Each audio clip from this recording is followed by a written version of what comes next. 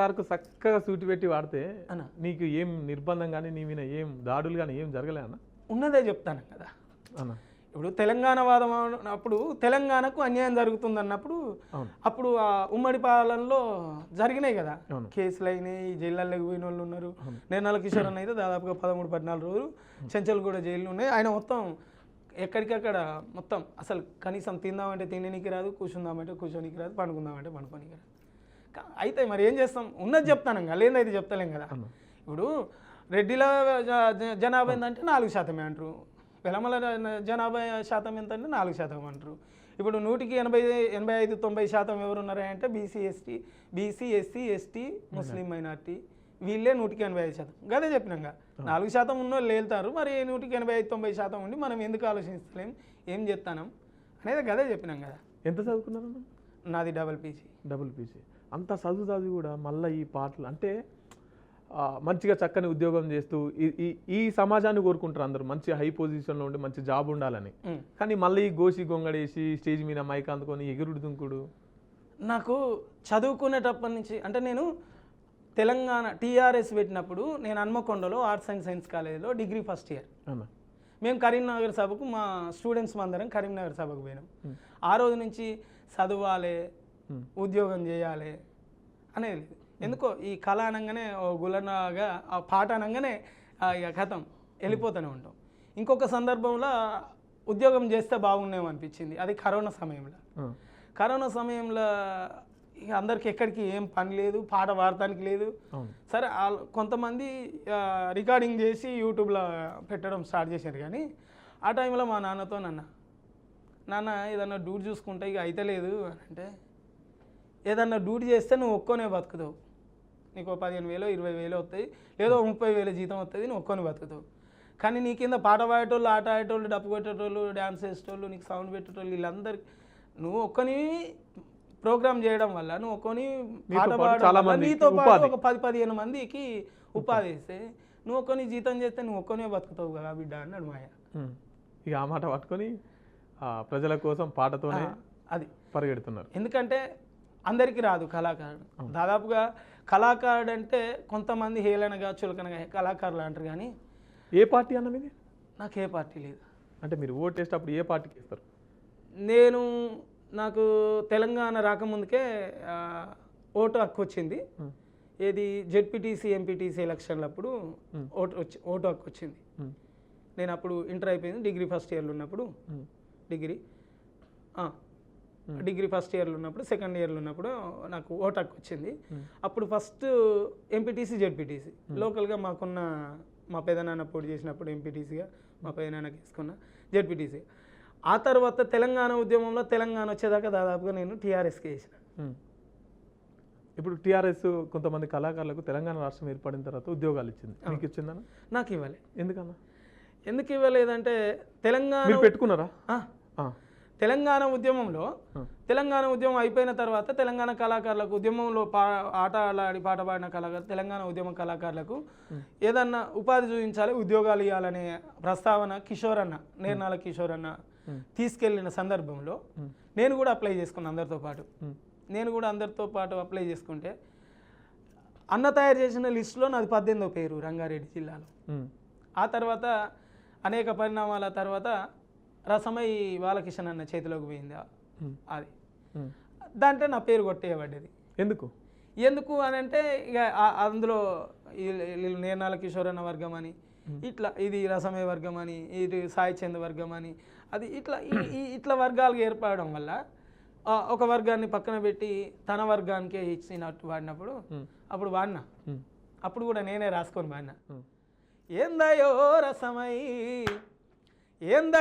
రసమై పాటలు పాడేటోళ్ళ పరేషాను చేస్తున్నావు, ఏందయో రసమై పాటలు పాడేటోళ్ళ పరేషాను చేస్తున్నావు, ఏందయో రసమై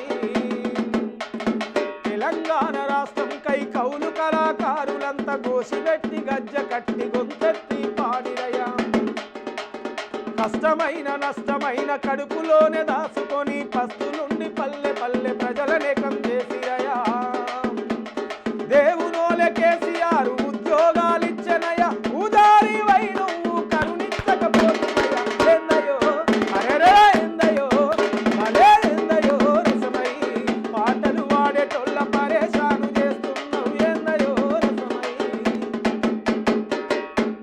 ప్రశ్నించినాం కూడా.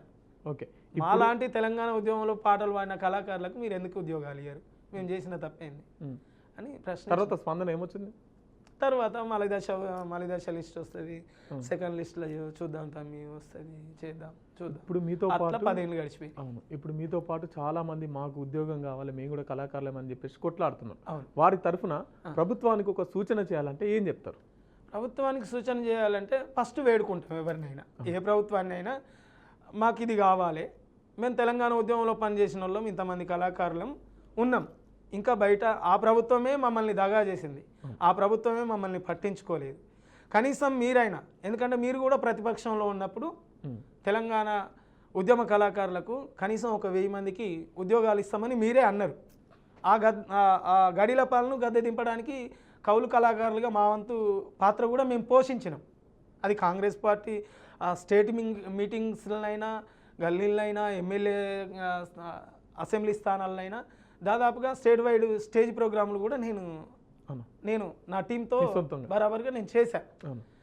వేడుకుంటాం సాధ్యమైనంత వరకు మా కళాకారులను, ఇప్పటికి దగాపడ్డ కళాకారులు, ఆ ప్రభుత్వంలోనే దగాపడ్డాం, మన ప్రభుత్వం ప్రజాప్రభుత్వం అనే ప్రభుత్వంలో కూడా మాకు దగా చేస్తే, మాకు అన్యాయం చేస్తే, కళాకారులను ఏడిపించుకుంటే బాగుండదని వేడుకుంటాం. ఇస్తారని ఆశిస్తున్నాం. ఎందుకంటే దాదాపుగా ఇప్పటికే ఒక సంవత్సర కాలంలోనే 55-60 వేల ఉద్యోగాలు భర్తీ చేసిన ప్రజాప్రభుత్వం అని మనం చూస్తున్నాం వాస్తవానికి కూడా. సరే, అది గత ప్రభుత్వంలో ప్రాసెస్ స్టార్ట్ అయిందా, ఇప్పుడు స్టార్ట్ అయిందా అనేది పక్కన పెడితే ఓ 55,000-60 వేల ఉద్యోగాలు ఇచ్చారు ఇప్పుడు ఈ ప్రజాప్రభుత్వం. మా కళాకారులది ఎంత అంటే తలుసుకుంటే 1000 ఉద్యోగాలు పట్టురు అని అంటే ఎంత? ఇంత బడ్జెట్లో, లక్షల కోట్ల రాష్ట్ర బడ్జెట్లో మా కళాకారులది ఎంత? కాబట్టి ప్రభుత్వానికి మాకు ఉద్యోగాలు కావాలని చెప్పి ఖచ్చితంగా సూచన చేస్తున్నాం, సూచన వేడుకుంటున్నాం, బదులాడుకుంటాను. ఓకే, ఇదంతా సబ్జెక్టు. ఓకే, ఇంకా మీరు జానపదాలు ఏమైనా పాడతారా? జానపదాలు ఒక్కసారి.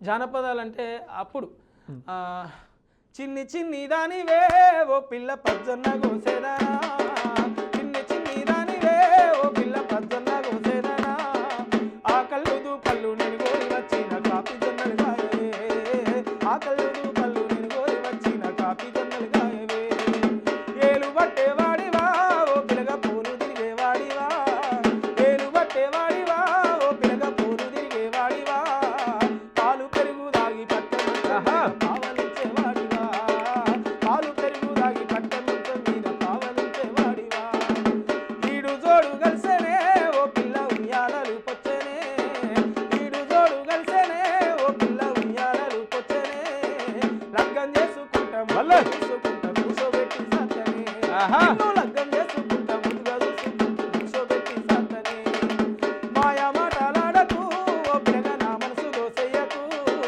మాయా మాటలాడకు ఓ పిల్లగా నా మనసు దోసెయ్యకు, ఎట్టికి నువ్వు నన్ను చేసుకుంటానని వట్టి మాటలాడకు, ఎట్టికి నువ్వు నన్ను చేసుకుంటానని వట్టి మాటలాడకు. ఇట్లా డ్యూయట్. ఇంకా చాలా అంటే జానపదాలు అంటే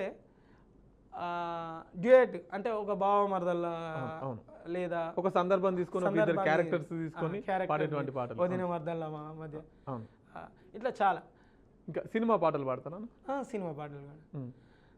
సినిమా పాటలు అంటే నేను డిగ్రీ ఇంటర్లో 3rd క్లాస్లో కూడా సినిమా పాటలు పాడేది. అంటే గువ్వా యమహానగరి కలకత్తా పూరి ఇట్లా కాలక్రమేణా సినిమా పాటలు కూడా బాగా పాడుతుంటాయి. ఒకసారి మీకు నచ్చిన పాట సినిమా పాటలు? రోజావే చిన్ని రోజావే రాగాలే ఉన్నే రోజావే, రోజావే చిన్ని రోజావే రాగాలే నువ్వే రోజావే, నాలో కదిలే ప్రాణాలే కొత్త పాటై నిన్నే చేరాలి, రోజావే చిన్ని రోజావే రాగాలే నువ్వే రోజావే. ఇట్లా చాలా అంటే ఆ టైంలో ఆ సందర్భాలలో నేను డిగ్రీ చేస్తున్నప్పుడు వచ్చిన సినిమా పాటలన్నీ దాదాపుగా పాడుతూ ఉండేది. ఫస్ట్ అసలు మొదలు అవే అన్న, ఆ తర్వాతనే ఈ ఉద్యమ సినిమాల నుంచి, తర్వాత ఉద్యమం నుంచి, తర్వాత బహుజన పాటలు పాడాలంటే ఏం పాడతారు? బహుజన పాటలు అంటే ఎక్కువ మహనీయులు సోమన్నయ్య ఉన్నాయి, చాలా బహుజన పాటలు మత్స్యదేవేందర్ అన్నవి ఉన్నాయి, ఇంకా ఆ మాటకు సెరెంజల్ల రాయేష్ అనే ఉన్నాయి, జయరాజ్ అన్నవి ఉన్నాయి. ఇట్లా చాలామంది బహుజన గొర్రెటెంకన్న పాటలు కూడా ఉన్నాయి.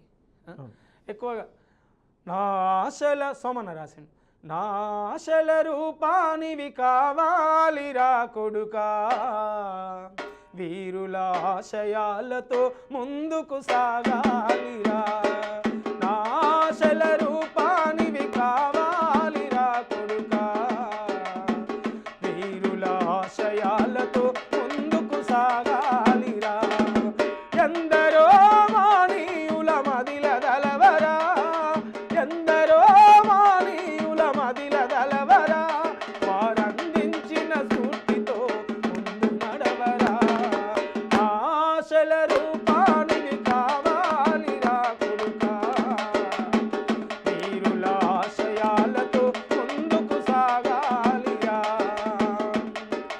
గుడి గోపురాల కన్నబడి కావాలని చెప్పి అనగారిన ప్రజల కొరకు పాఠశాల నిర్మించి, గుడి గోపురాల కన్నబడి కావాలని చెప్పి అనగారిన ప్రజల కొరకు పాఠశాల నిర్మించి,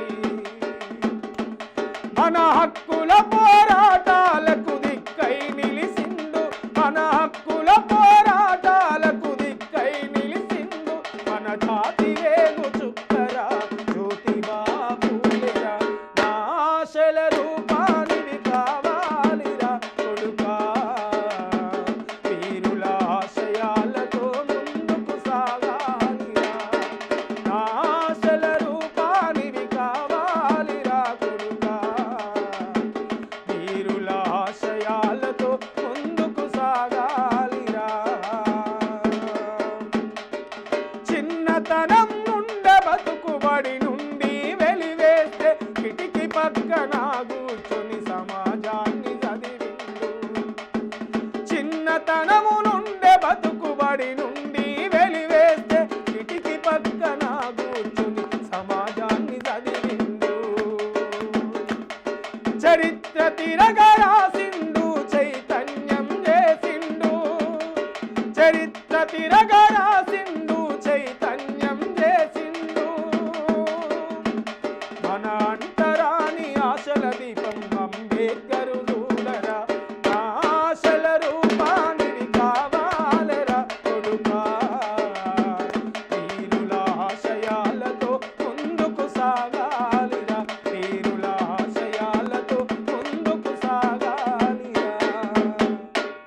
చివరిగా మా బీఆర్కే ప్రేక్షకులకు ఏమైనా చెప్పాలనుకుంటున్నాను? ఖచ్చితంగా ముందుగా బీఆర్కే న్యూస్ వాళ్ళకి ప్రత్యేక ధన్యవాదాలు. ఎందుకంటే మాలాంటి ఎందరో ఉద్యమ కళాకారులను మరింత ప్రపంచానికి పరిచయం చేస్తున్న బీఆర్కే న్యూస్ వారికి ప్రత్యేక ధన్యవాదాలు. ఓకే, మీకు కూడా మీ విలువైన సమయాన్ని కేటాయించి మా కోసం వచ్చి మా ప్రేక్షకులను ఇంతగానం చైతన్యవంతం చేసినందుకు, అలరించినందుకు మీకు కూడా ప్రత్యేక ఉద్యమాభివందనాలన్న. Thank you. సో ఇదండి పాటతో ఈ పూట కార్యక్రమం. రేపు వచ్చే పాటతో ఈ పూట కార్యక్రమంలో మరో గెస్ట్తో మళ్ళీ కలుసుకుందాం. అప్పటిదాకా చూస్తూనే ఉండండి బీఆర్కే న్యూస్. ఇది తెలుగుడి సత్తా. Thank you.